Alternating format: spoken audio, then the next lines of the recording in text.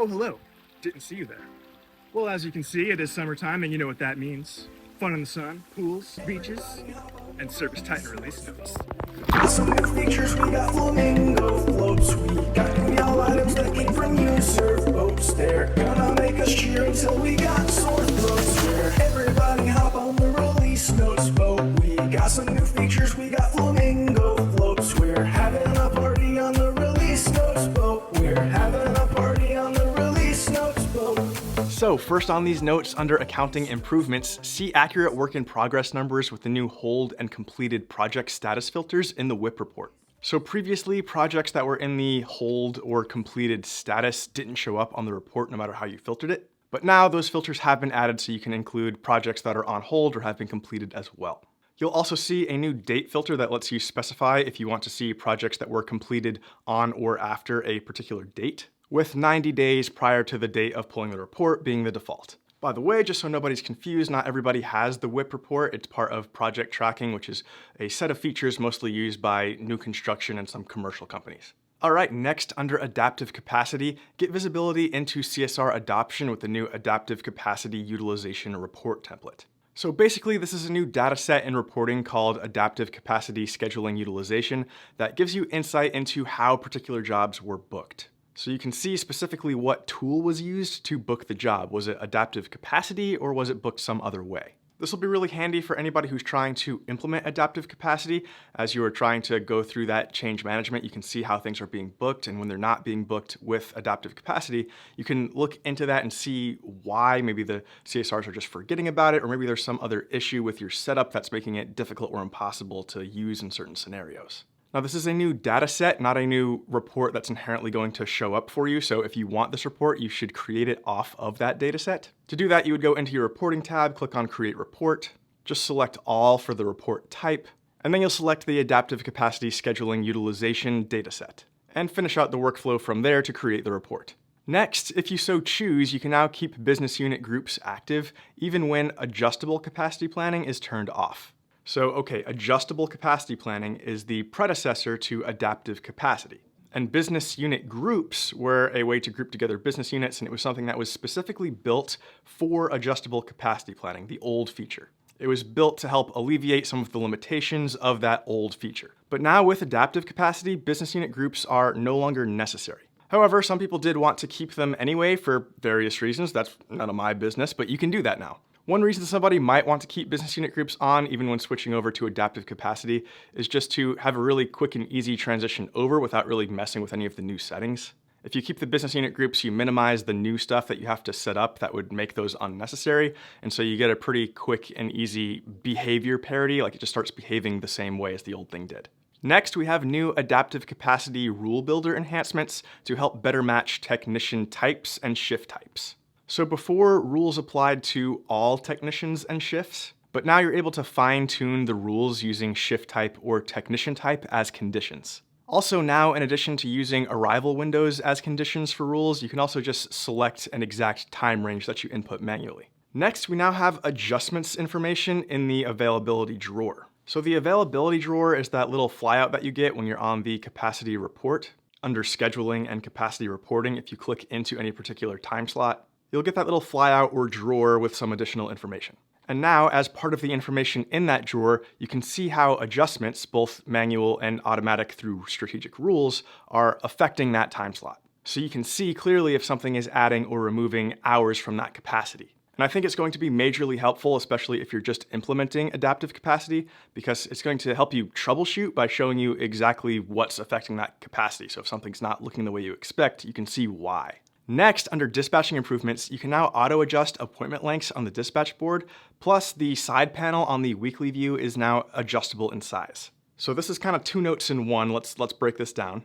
Ooh, and this is y'all item. Need my hat. Howdy. So the auto-adjusted appointments. So you know how when you put an appointment on the dispatch board and then a technician goes out to that appointment, let's say they finish half an hour early. Well, they're gonna have that little like blue line on the dispatch board that shows when they actually dispatched, arrived, and then finished. But the appointment length itself, that bubble, is going to stay the same length even though they finished early. But now, at least if you choose to enable this setting, it is optional, but you can have it so that if the technician finishes early, the appointment bubble itself on the dispatch board will shorten to the actual length that the technician was there. This could be helpful for a few reasons, one being just visual clutter. If you're being really efficient with your dispatch board, then when a technician finishes early, you give them another job right then and there, and then you end up with 2 appointment bubbles stacked on top of each other. Because the beginning of the next appointment is kind of overlapping the tail of the last appointment that got finished early, even though that tail doesn't really need to be there because they actually weren't there for that amount of time. So now you can just cut that tail off so that the appointments are next to each other in a straight line versus having to stack. The other reason this is really helpful is that it gives features like adaptive capacity and even more accurate read of what your true capacity is. This auto adjustment, by the way, I'm talking about it on the end, but it affects the start and the end. It will just actually reflect when the technician was there. Now again, this feature is optional and it's going to be off by default. So if you want to enable it, you would go into your global settings, and then under dispatch board, you'll see a section called appointment duration, and there will be a toggle switch there, auto adjust job appointments to actual duration. Okay, and then the second half of this note, you can now adjust the size of the side panel in the weekly view. So dispatchers can now resize the job/message side panel on the right. That way they can tailor their screen layout for their particular preferences and screen size, and preferences are stored per user. Howdy, y'all. All right, next under dispatching, and this one's labeled as coming soon, meaning it's coming in one of the minor releases. So this is release 74, but there's also going to be a 74.1, a 74.2. Those are the minor releases. So you're not gonna see this one right away, but it is a y'all item, so I wanted to go ahead and call it out here. Soon you will be able to track every non-job event update with the new non-job event audit trail. So of course, before there was no clear record of who changed what when it came to non-job events. But soon you'll be able to see a full history of edits, including names, times, and exactly what was changed. This includes updates to times, technicians, visibility settings, and more. This has been a pretty long-running request. You guys love a good audit trail, and I've seen it come up a couple of times in the community pretty recently. Looking at you, Jackie Gold. So to Jackie and everyone else who asked for this feature. Howdy, y'all.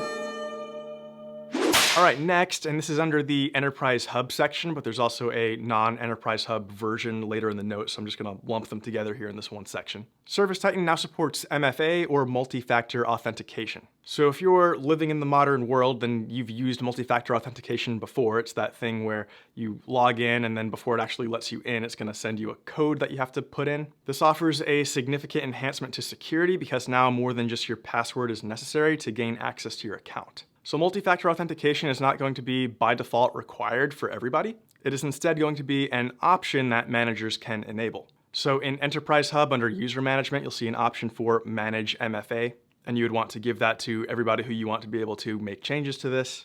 Or when creating a new user, you'll also see a new security section with an option to enable multi-factor authentication. Similarly, for non-Enterprise Hub users, there will be a new permission called allow manage MFA. And then anybody who has the permission to manage multi-factor authentication, you can manage it in 2 ways. You can manage it per user or by a kind of unified security panel. The latter would be my recommendation. I think it's just easier to do it from there. So you can go into settings, security, and MFA. That will give you a filterable table of all of your users, both office and technician. This works for both, by the way. And you can toggle MFA on or off for your users from there. This also comes with a feature that lets you lock user accounts without deactivating them. So in that same table where you manage the multi-factor authentication, you can click on that little kebab menu, and then from there you'll see an option to lock the user account, basically stopping that user from being able to access the account without deactivating the account altogether. Okay, next under inventory improvements, template pricebook items now maintain all of their details from estimate to invoice. So template pricebook items are those items you can put into your pricebook to serve as a miscellaneous item, basically. Techs will be able to edit details like the price and the description of that particular item, but not the rest of the pricebook, so you don't have to give them permission to edit everything. But before, those items could lose key info when moving through the estimate PO to invoice process. But now all of these details carry over through every step of the workflow. Okay, next under payment improvements, Tap to Pay now offers a multi-device experience. So if you're on the newer version of ServiceTitan payments, then you have Tap to Pay, meaning you can have your customers just pay using the NFC chip that's built into a phone. And they can just tap their card or use Apple Pay or something like that just through the chip without having to use a separate device. However, a lot of technicians use iPads, and iPads don't have NFC chips, and so it was kind of a hassle to switch over from the iPad to the phone to get the payment taken. So now that process is expedited. When they go to take a tap-to-pay payment from the iPad, it's going to give them a QR code that they can then scan with their phone, and that will automatically take their phone into the place where they can just take the payment. Okay, next, under reporting improvements, you can now access past benchmark reports from the reporting page. So the benchmark report is that quarterly Titan Intelligence powered report that's available to all eligible ServiceTitan customers that provides an understanding of your business's position compared to similar businesses like yours. Previously, if you wanted to see a past benchmark report, you would have to contact your CSM for that. But now you can just download them directly. When you go into your reporting page, you'll see a benchmark report section in that side panel. Okay, next, under service agreements, we have the new recurring visits feature. So now when you're setting up a service agreement, when you are adding in a visit, you'll see a new recurrence option where you can set it to repeat, meaning you no longer have to use the copy function to duplicate the visit. And from there, you have multiple flexible options to choose the cadence. So you could go daily and have it go daily for the entire agreement duration or for specific date ranges. You could do it weekly and repeat it on specific days of the week. You could go monthly and select how many months you want in between each visit. And you can even select a particular day of the month that you want it to happen. So you could say, like, I want it to happen on the first Monday, for example. So there's a lot of flexibility there. You can build out your visits exactly how you want them. You can do it much faster than before. Next, service agreements now offer per visit pricing. So previously, you couldn't directly enter a price per visit.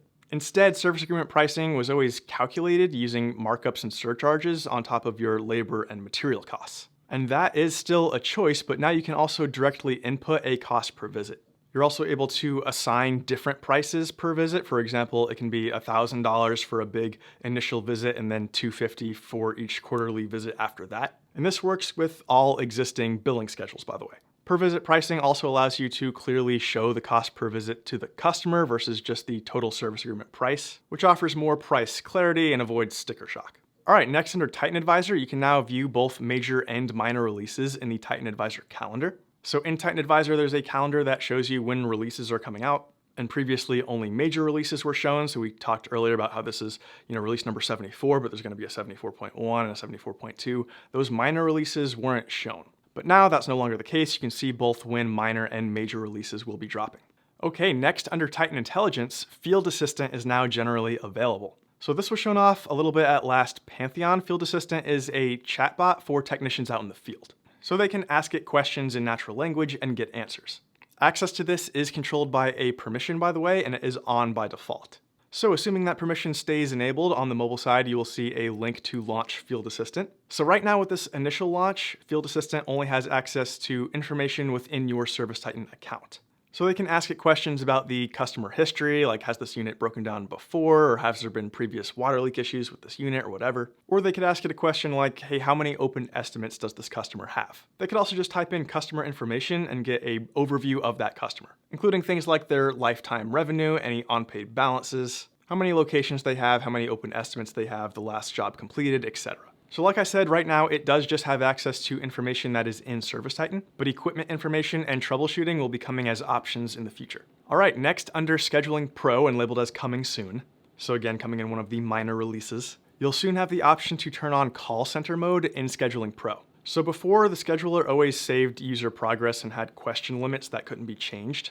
But now you can enable a mode that lets CSR and call center agents use the scheduler as sort of a scripting tool to book customers through. This kind of helps formalize a way that people were using Scheduling Pro anyway, which was for call centers to book calls in ServiceTitan directly without actually having direct access to their ServiceTitan account. So that's now a fully supported use case with a dedicated mode. Next, under Contact Center Pro, book more jobs automatically with virtual voice agents. So virtual voice agents are AI CSRs that can talk to your customers and either book jobs directly in ServiceTitan or take a note, depending on the situation and your user preferences. So you can use this for overflow. If all your CSRs are busy, the customer can have the option to just talk to the AI agent, or it can also be helpful for after hours. Next, under Dispatching Early Access, we have a y'all item, which is the new Dispatch Activity Center. So right now on the dispatch board, you've got your messaging panel on the left that you can open up to manage your technician messages. And then separately, there's that bell icon that opens up that sort of outdated looking notification center. So the Dispatch Activity Center brings all of that into one unified experience. So you'll have both your notifications and messages within one singular side panel.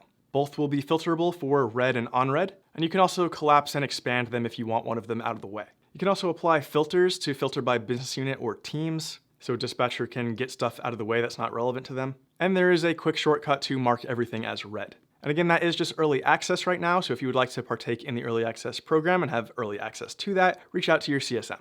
All right, next under early access, we have the new crew scheduling feature to schedule multi-day construction jobs. So it's only early access, so I'm not gonna do a full demo of this just yet, but this crew scheduling experience enables bulk scheduling of multi-day jobs for construction crews across multiple technicians. So it's a purpose-built interface tailored specifically to the unique workflows of residential and commercial construction teams. So it allows you to assign jobs to crews and set roles like foreman or apprentice, as well as see gaps or overlaps for the week. If that sounds interesting to you and you would like to participate in the early access, reach out to your CSM.